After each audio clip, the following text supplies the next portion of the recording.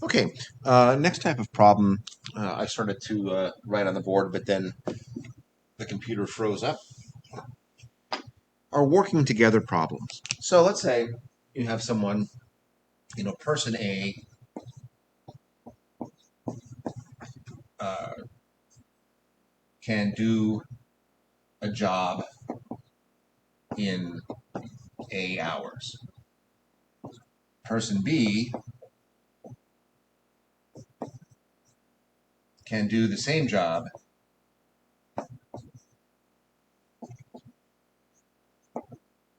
in B hours.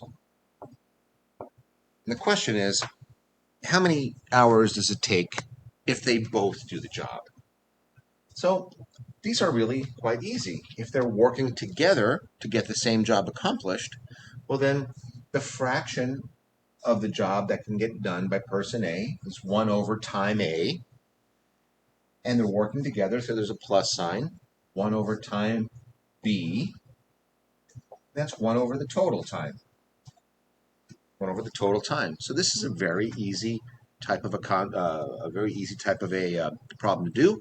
If they were working against each other, we could subtract. Like say you have a hose pumping out a well at so many gallons per minute, and then you have another hose filling that same well or whatever you choose, the same barrel at so many gallons per minute. Well, they're working against each other. You can say, how long will it take then to empty the barrel or to fill the barrel or whatever thing we're looking at. But for problems like these are really straightforward. So we can take a look at a question, say, hey,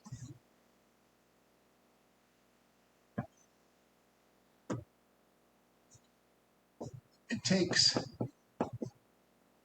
takes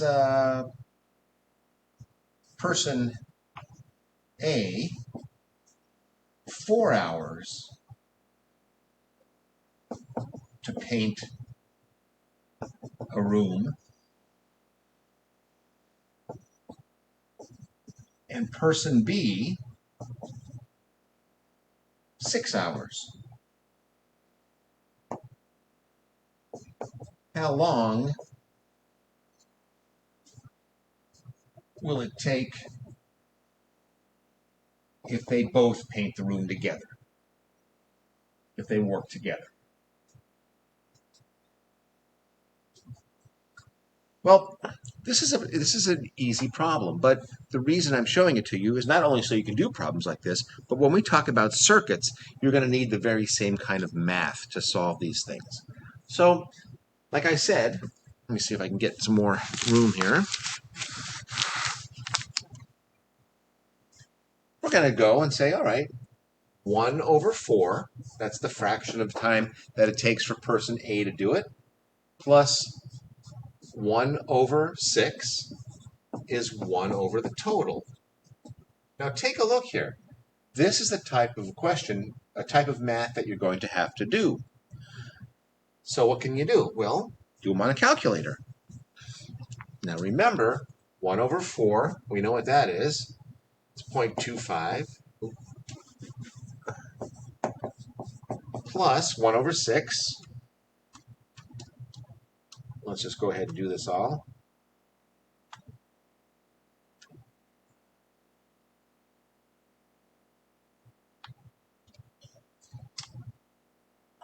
Okay, and that's going to be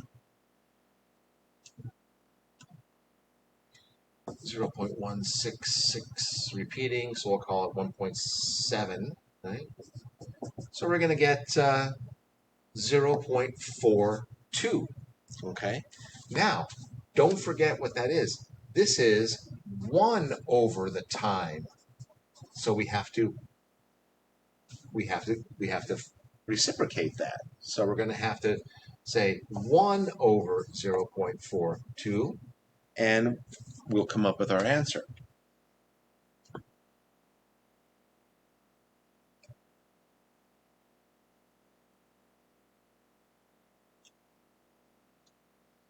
And if they work together, it will take them 2.4 hours. 2.4 hours. So they're pretty easy to do. The only thing that might be kind of tricky is if it says, the question might say, if the total time it takes is 2.4 hours, well then, uh, let's say if I have the total time is 2.4 hours, what what time does it take for if person A worked by him or herself? So you could do things like that. But this idea of having to solve equations that look like this,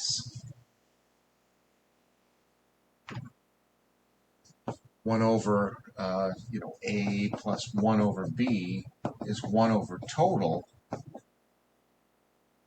you have to get very comfortable with those because we're going to be doing some questions very soon, matter of fact now, with resistors and resistance.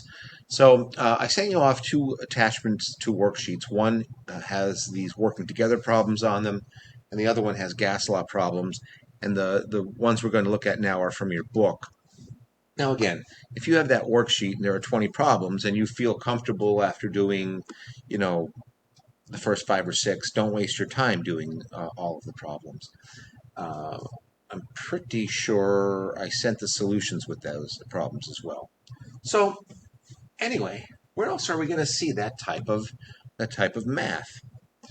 Well, incidentally, you could have also done it like this: 1/4 plus 1/6 is 1 over total.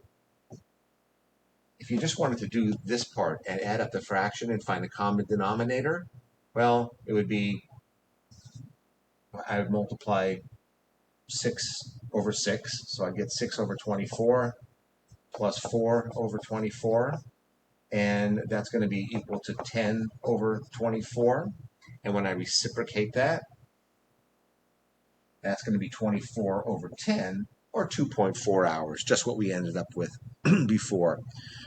Okay, so let's go ahead now and look at some Ohm's law stuff. Well, when we talk about Ohm's law, we're talking about circuits. And this is on page 136, 137 in your book, and continuing on to the end of the chapter. And I eventually would like you to go ahead and do the practice problems on page 141. Okay, now we have got Ohm's law. It says voltage is equal to current times resistance. Now, sometimes you see it written as E is equal to I times R. E just stands for electromotive force, which is the same as voltage. As a matter of fact, the unit on voltage is the volt. You should know that, given the symbol V. The unit on current is I. Current, I, is the ampere, or capital A. R is resistance to flow of current, and that is given a symbol, looks like that. It's a Greek letter called omega, and the unit is the ohm. So you want to make sure that you know these units. And there's another unit called power that we're going to get to, and that's going to be in watts. So power is in watts. So this is Ohm's law in its most basic form. If I'm looking at a circuit, I have a voltage, I have a resistor, I can calculate the current. So let's take a look. Let's say I've got a battery and it's connected to a resistor. That's a symbol for a resistor. You probably know that. And there's my very simple circuit. Okay, this is the plus side of the battery, the negative, and we would say that the current flows that way. Okay, let's say I have 12 volts here, and my resistance is 100 ohms. And I say to you, what is the current in the circuit?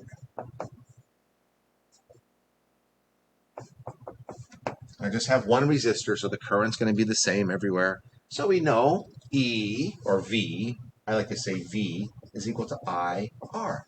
So we're solving for the current. Divide both sides by R. That gets rid of that. So V over R is current. So I don't even need a calculator for that. 10, 100, it's going to be, the current is just going to be 12 divided by 100, or 0.12, and the unit is ampere. Pretty easy. Pretty easy to do these problems. Okay, let's make life a little bit more interesting. Let's say I have more than one resistor.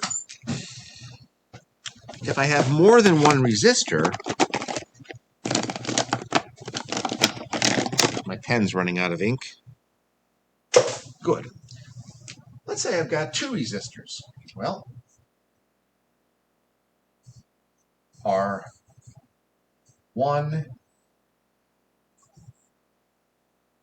R2. And this is 12 volts again, pretty standard power, pretty standard voltage. And let's say that this resistance is 10 ohms, and this resistance is 50 ohms. Okay, again, resistance to current flow. We call this setup a series circuit, because the current's flowing through one, okay, it comes down, then it flows through the other in a series. Now, series is really easy because the total resistance is equal to R1 plus R2. And if I had R3, I could have R3 I could have as many resistors in a row as I want. You just add them up. So my total resistance in this case is going to be, well, 10 plus 50 is 60. So R total is equal to 60 ohms. So if I want my current, 12 volts divided by 60 ohms. Okay, so that's going to be, let's see, 12 and 60 are related. Divide top by 6 and the bottom by 6. I get 2 over 10, or 0.2 amps. 0.2 amps. Okay, easy. When they're in series, you just add them up. Okay, you can do Ohm's law there and figure it all out. Now, what happens when I have a bit more complicated circuit? I can have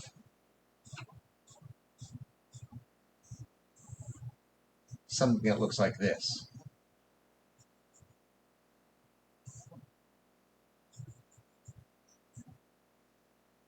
This is my battery.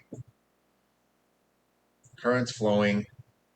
And then these two are in parallel. They're in parallel with each other. So this is R1 and R2. Now, this is very much like those work problems. 1 over R1 plus 1 over R2 is 1 over R total. Okay, this is why you have to get used to doing these types of problems. So if R1 and R2, let's say they're both 10 ohms. Okay, R1 is 10 ohms and R2 is 10 ohms. Okay. Well, 1 over R1 plus 1 over R2, we have the same denominator, luckily. That's 2 over 10. Oops, 2 over 10. So we have to reciprocate that in order to get R total, because this is equal to 1 over R total. So if I flip them, I get the R total. So it's going to be 10 divided by 2. So R total is equal to 5 ohms. Now, in parallel circuits, the thing that you have to look out for is that you're going to have a lower resistance than either one of the resistors. Let's do another one. Let's say that R1 is 50 ohms and R2 is 30 ohms. Okay? So we're going to have 1 over 50 plus 1 over 30 is equal to 1 over total, R total. Okay. Well, what can I do to get common denominators? I can multiply the top and the bottom by 3 here, 5 here. So I'm going to have 3 over 150 plus 5 over 150, which is going to be 8 over 150. Now to get our total, we have to flip that. 150 divided by 8.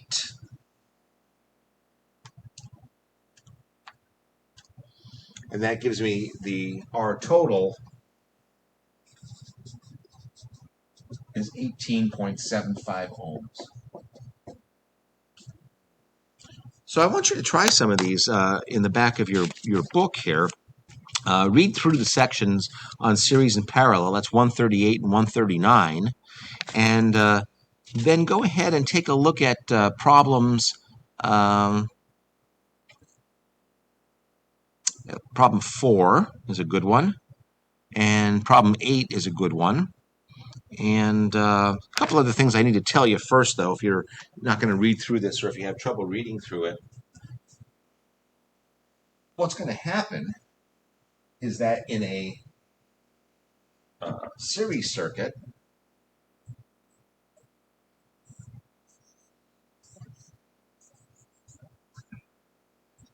my voltage here, I said it was 12 volts.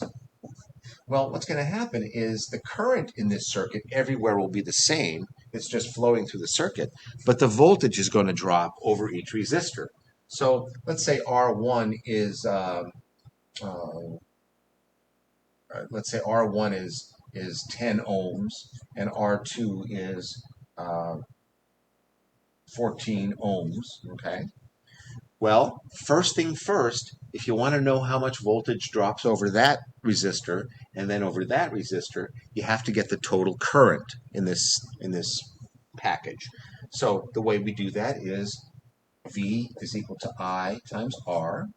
We know our total resistance is 10 plus 14, or 24 ohms.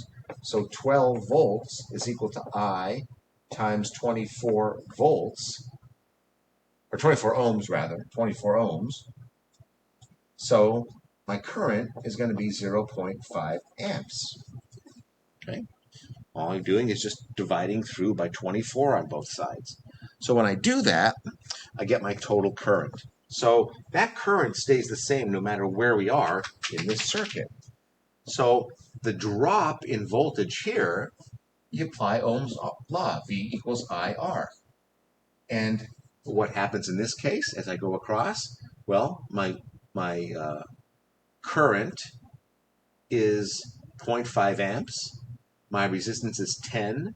So 0.5 times 10 is 5. So I'm dropping by 5 volts. Voltage drop is 5 volts here. So now I need to go through here and figure out my voltage drop. Well, I've got 14 ohms times 0.5. That's going to give us, 14 ohms times 0.5 amps, and that's going to give us 7 volts of drop. And that's exactly what should happen, because part of the voltage drops over that resistor, part drops over that resistor, and it better well add up to the total voltage of the circuit, 12 volts. And it does. Now, on the other hand, I have one more thing before I have to shut this down. I can continue later, but I wanted to use my whiteboard here. If I have a parallel circuit,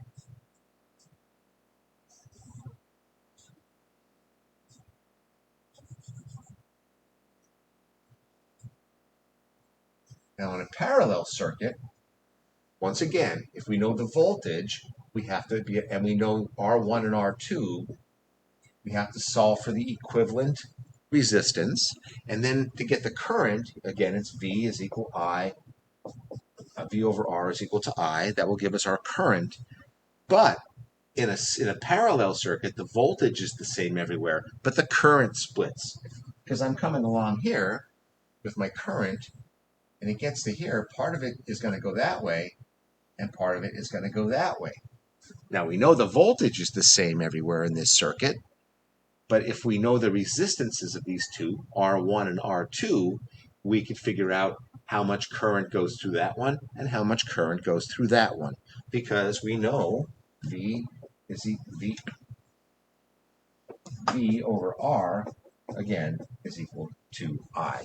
So we would apply that once we get our current, our total current. This is our total resistance. That's our total current. But then when the current gets to that point, it splits, and we have two different arms of this parallel resistor setup. We could have a third one in there. If there is a third one, by the way, it's just 1 over R1 plus 1 over R2 plus 1 over R3. Or you could have as many in parallel as you want. And we could also combine series and parallel. Okay? In that case, you just need to figure out your total resistance to get your total current. So if I have something like this, battery, resistor,